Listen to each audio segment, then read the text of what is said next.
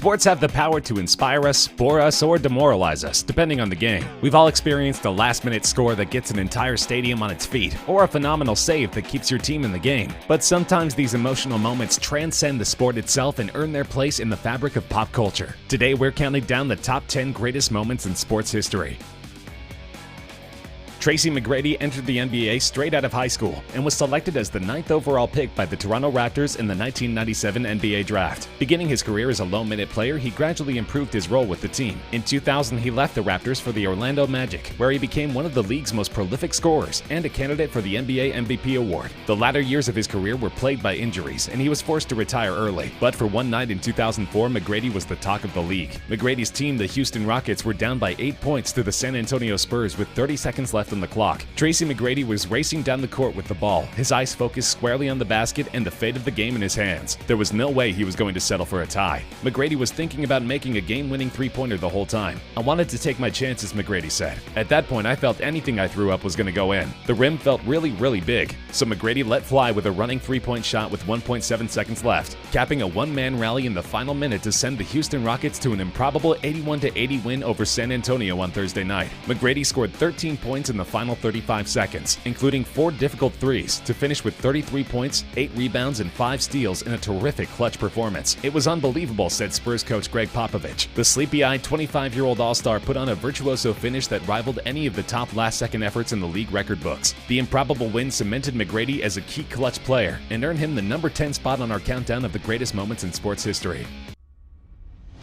Though his personal life has been plagued with controversy, Tiger Woods is both one of the most talented and highest-paid golfers of all time. He first reached the #1 position in the world rankings in June 1997, less than a year after turning pro. Throughout the 2000s, Woods was the dominant force in golf. He won the 2000 US Open by a record 15-shot margin. He was the top-ranked golfer in the world from August 1999 to September 2004, and again from June 2005 to October 2010. Maybe the most iconic moment of Tiger Woods' storied career came during the 2005 Masters, when he chipped in on the 16th hole of the final round. Woods was holding a one-stroke lead at the time and eventually won his 4th Masters in a playoff. According to Woods' former caddy, Woods was aiming for a mark the size of a dime and hit it on the fly. At the time, Woods had a one-stroke lead over his playing partner Chris DeMarco, whom Tiger would eventually beat in the playoff. DeMarco had 15 feet for birdie, while Woods had his tee shot on the par 3 into the rough. CBS commentator Lanny Watkins called it one of the toughest pitches on the entire course and speculated that because of the thicker rough sitting just behind Tiger's ball, he'd have a hard time getting the ball within 15 feet of the hole. There was also the threat of having the ball roll off the green and into the bunker. Woods got the ball up in the air. It landed on the hill, slowly rolled down to the hole, where it rested on the edge for a moment and then fell in for a birdie, causing spectators and commentators alike to lose control.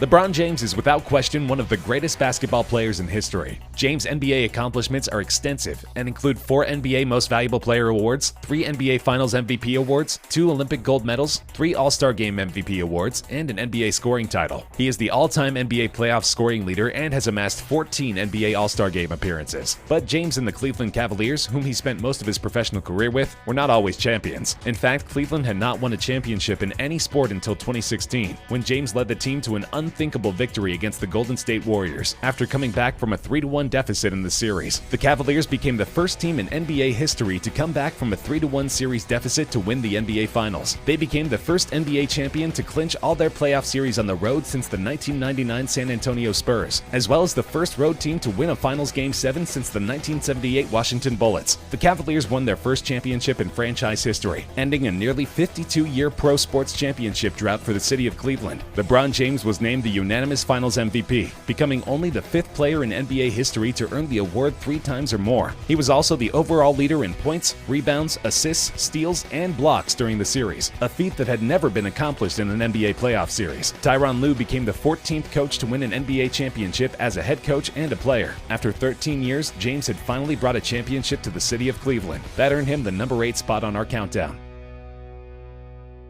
In baseball, the shot heard round the world was a game-winning home run by New York Giants outfielder and third baseman Bobby Thompson off Brooklyn Dodgers pitcher Ralph Branca at the Polo Grounds in New York City on October 3, 1951, to win the National League pennant. Thompson's dramatic 3-run homer came in the 9th inning of the decisive 3rd game of a 3-game playoff for the pennant, in which the Giants trailed 4-2. The game, the first ever televised nationally, was seen by millions of viewers across America and heard on radio by millions more, including thousands of American servicemen stationed in Korea. Listen listening on Armed Forces Radio. The classic victory was intensified by the epic crosstown rivalry between the Giants and Dodgers, and by a remarkable string of victories in the last weeks of the regular season by the Giants, who won 37 of their last 44 games to catch the first-place Dodgers and force a playoff series to decide the NL champion. The Giants' late-season rally and 2-1 game playoff victory, capped by Thompson's moment of triumph, are collectively known in baseball lore as the Miracle of Coogan's Bluff, a descriptor coined by the legendary sports columnist Red Smith. The run came in the final moments of the fame and secured not only the Dodgers' victory but also their infamy in sports history.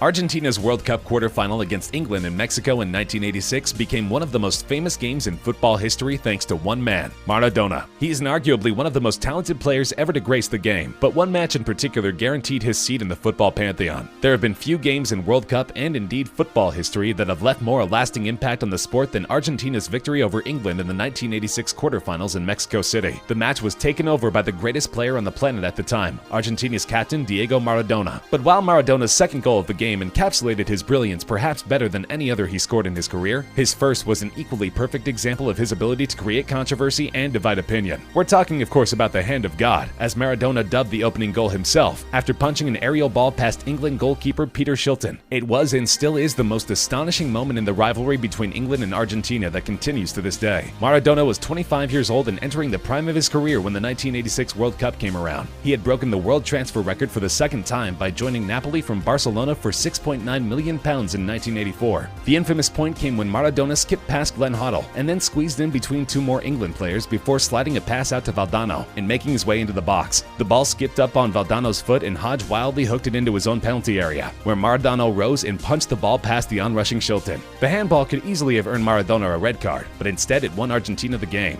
The rest is history.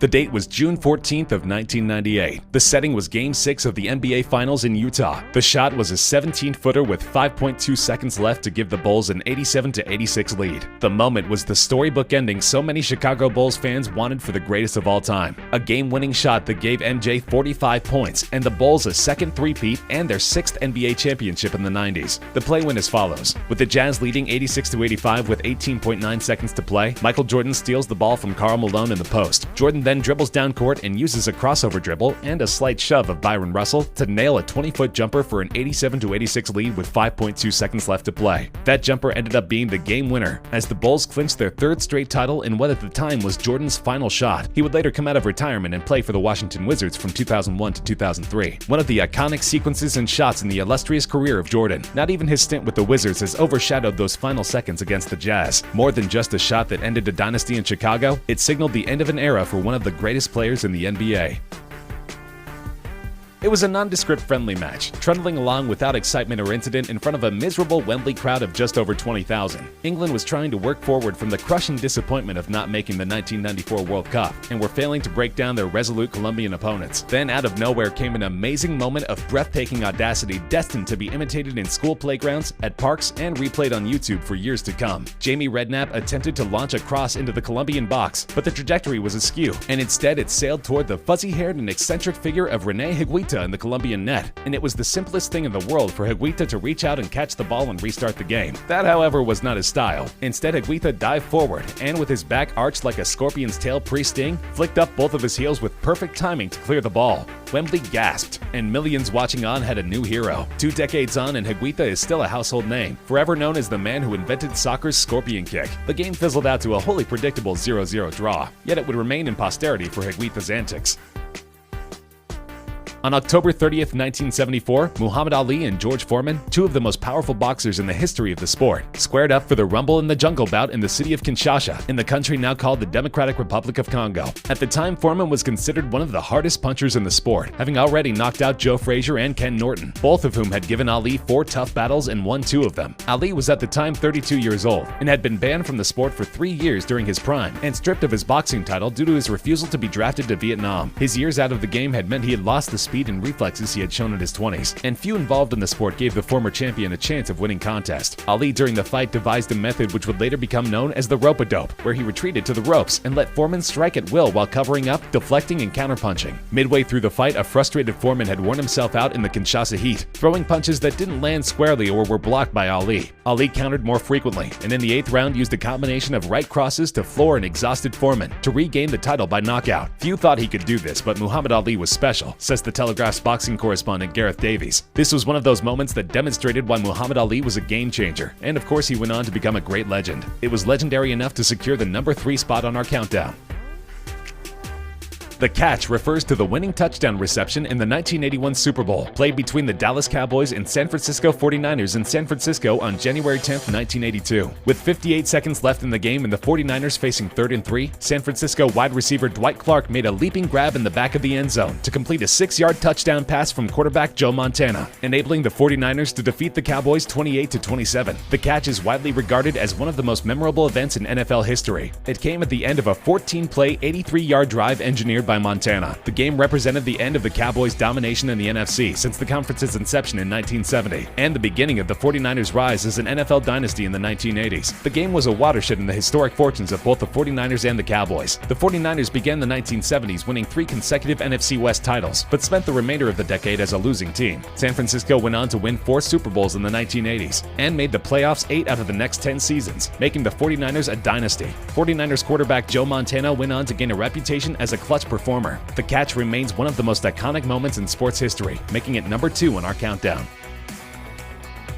On March 2, 1962, Wilt Chamberlain set the NBA single-game scoring record by tallying 100 points for the Philadelphia Warriors in a 169-147 victory over the New York Knicks. Not 98 points, not 102, but a nice round 100 were scored exclusively by Chamberlain, an imposing record set by the league's most imposing player. Chamberlain was a massive force in the NBA, a player of sizable stature who seemed to overshadow all around him. He was a dominant offensive force, unstoppable on his way to the basket, yet he was also a fine all-around athlete who took pride in developing the all-around skills to compete with players a half-foot shorter. Amazingly, Chamberlain also averaged 48.5 minutes per game, quite a feat when you consider that an NBA game lasts only 48 minutes. The Warriors played a total of 10 overtime periods in 7 games that season, and Chamberlain was on the court for 3,882 out of a possible 3,890 minutes. Of the team's 80 games,